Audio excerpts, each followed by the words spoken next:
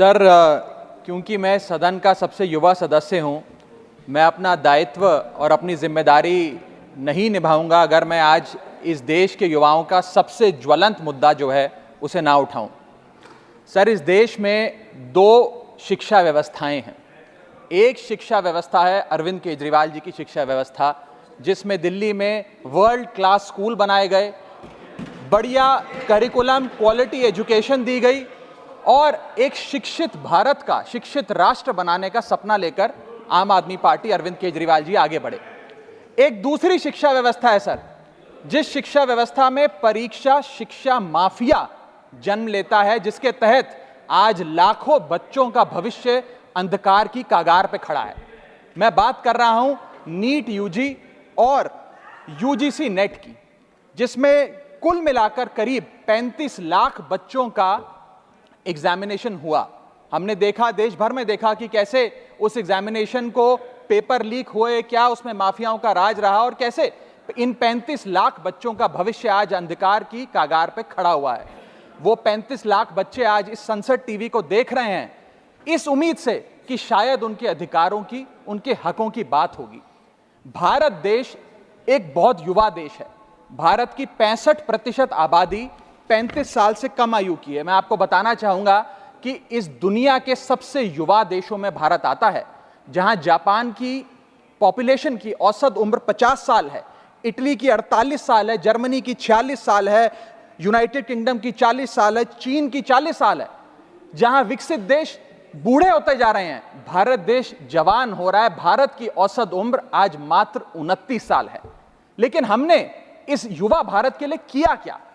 मैं आपको बताना चाहूंगा कि भारत में दुनिया की सेकेंड हाईएस्ट स्टूडेंट पॉपुलेशन है। अगर आप प्राइमरी, सेकेंडरी और हायर एजुकेशन को जोड़ लें तो कुल मिलाकर 31 करोड़ आबादी भारत देश की स्टूडेंट्स कहलाती है, यानी कि पढ़ाई लिखाई का काम करते हैं।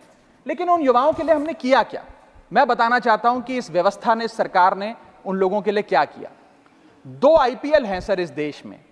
एक आईपीएल है जिसमें गेंद और बल्ले का खेल होता है, जिसे कहते हैं इंडियन प्रीमियर लीग, और दूसरा आईपीएल है जिसमें युवाओं के भविष्य के साथ खेल होता है, जो है इंडियन पेपर लीग। और आज मैं उसकी पूरी सूची लाया हूं कि कैसे युवाओं के भविष्य को सिक्योर करना तो छोड़िए, उसे बर्बाद करने का काम किया गया। और उस सूची में मैं नाम पढ़ के आपका ध्यान आकर्षित करना चाहूंगा कि क्या क्या हमने अपने देश के युवाओं को दिया है। पहला, व्यापम स्कैम। दूसरा, यूजीसी नेट पेपर लीक। तीसरा, Telangana secondary school certificate examination Hindi paper leak. Assam HSC LC general science paper leak. Uttar Pradesh Lekhpal recruitment exam paper leak. Rajasthan forest guard recruitment exam paper leak. Bihar public service commission exam paper leak. Gujarat head clerk exam paper leak. SSC CGL exam paper leak. UP TET exam paper leak. Rajasthan university paper leak. UP PSC paper leak. Maharashtra HSC exam chemistry paper leak. UP police constable qualifying exam paper leak. REET यानी कि Rajasthan eligibility examination for teachers paper leak. Haryana police constable exam paper leak.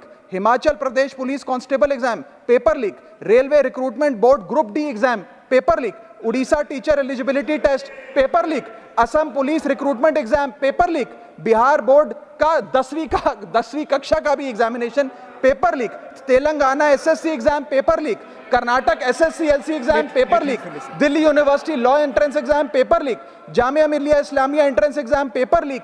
UP board exam mathematics और bio का paper leak. Rajasthan teacher recruitment exam paper leak. और इस साल का NEET का 2024 का पेपर लीक। माननीय राघव चड्ढा जी, ये ऑथेंटिकेट करके आप यहाँ मैं दूंगा सर, सारे रिपोर्ट दूंगा। Thank you sir. आज हम अपने देश के युवाओं को एक अच्छी शिक्षा व्यवस्था नहीं दे पाए, नौकरियां नहीं दे पाए, बेरोजगारी चरम पर है, ऑर्गेनाइज सेक्टर की बेरोजगारी चरम पर है और अनऑर्गेनाइज सेक्टर की तो आंकड़ों की क्या बात करी जाए। सर मैं इन स्टूडेंट्स की पीड़ा इसलिए भी समझता हूं क्योंकि मैं खुद स्टूडेंट रहा हूं। इस देश की सबसे one of the most competitive examination chartered accountancy को क्लियर कर यहां पहुंचा हूं सर। मुझे पता है कि क्या पीड़ा होती है जब सालों की आपकी मेहनत पर पानी फिर जाए, क्योंकि एक एग्जामिनेशन, एक पेपर लीक हो जाता है। तब सिर्फ दिल नहीं टूटता, विद्यार्थी एक इंसान पूरा टूट जाता है, उसका मनोबल टूट जाता है। आज उस मनोबल को हमें सबको मिलकर एड्रेस करने की आवश्यकता है। और आज मैं उन युवाओं की ओर से नीट से संबंधित उन 35 लाख स्टूडेंट्स की ओर से सरकार से 5 सवाल पूछना चाहूंगा। और वो पूछने से पहले ये बताना चाहूंगा कि एनटीए, जो जिसे नेशनल टेस्टिंग एजेंसी का नाम देके जिसका गठन किया गया था कि वो युवाओं के भविष्य के लिए कुछ कारगर कदम उठाएगी, एक ट्रांसपेरेंसी से एग्जामिनेशन कराएगी, उस एनटीए का फुल फॉर्म आज नो ट्रस्ट एनीमोर हो गया है। कोई भी विद्यार्थी आज इस एनटीए पे विश्वास नहीं कर रहा। और मैं विद्यार्थियों की ओर से ये 5 सवाल सरकार से पूछना चाहूंगा, नीट से संबंधित सटीक सवाल। पहला सवाल, नीट का पेपर जिसमें मात्र 1-2 बहुत हुआ तो 3-4 स्टूडेंट्स की रैंक 1 आती है, जैसे कि 2023 में मात्र 2 लोगों की रैंक 1 आई, 22 में मात्र 4 लोगों की आई, 2021 में मात्र 3 लोगों की आई। जब इतने कम स्टूडेंट्स की रैंक 1 आती है, तो इस साल 2024 के नीट के पेपर में कैसे 67 बच्चों की रैंक 1 आ गई, जबकि फैकल्टी और टीचर्स ये मानते हैं कि बहुत मुश्किल पेपर था। सर मेरी पार्टी का समय बचा हुआ है सर, प्लीज मेरे को 2-3 मिनट दे दीजिए। नहीं सर, 4 मिनट 5 मिनट भी नहीं हुए सर, वक्त दे दीजिए please. Conclude with in sir, 1 minute conclude, otherwise I will move. Sir वक्त ऐसे मत दीजिए कि ठीक लगे सर, वक्त ऐसे मत दीजिए कि ठीक लगे, बाकी जो आपको ठीक लगे। सर मेरा दूसरा सवाल, कैसे मैथमेटिकली इम्पॉसिबल नंबर स्टूडेंट्स के आते हैं? इस एग्जाम में या तो 720 नंबर आएंगे जिसके सारे जवाब सही हैं, और अगर एक भी गलत हो गया तो आप 715 नंबरों पे आ जाएंगे। इस 715 और 720 के बीच में किसी के नंबर नहीं आ सकते। लेकिन इस बार ग्रेस मार्क्स देकर 717, 718, 719 और आखिरी सवाल, मेरा आखिरी सवाल, मैं समाप्त कर रहा हूं सर। इस बार जो इस नीट एग्जाम के नतीजे 14 जून को आने थे, उसको 10 दिन पहले कर दिया गया। हम देखते हैं कि नतीजों में देरी अक्सर होती है, लेकिन 10 दिन पहले चुनावों के शोर के नतीजों के शोर में 4 जून को नीट एग्जाम के नतीजे लाए गए। क्या मकसद था? क्या माननीय सांसद, धन्यवाद सभापति महोदय। मान्यवर सांसद जी ने जो ग्रुप डी एग्जाम रेलवे के बारे में कहा है, वो फैक्चुअली इन्होंने इनकरेक्ट कहा है, सदन को मिसलीड कर रहे हैं। मैं फैक्चुअल पोजीशन आपको बना देता हूं। Group D exam sir, group D exam 191 cities, 551 centre, 99 shift, 33 days, 15 languages में हुआ।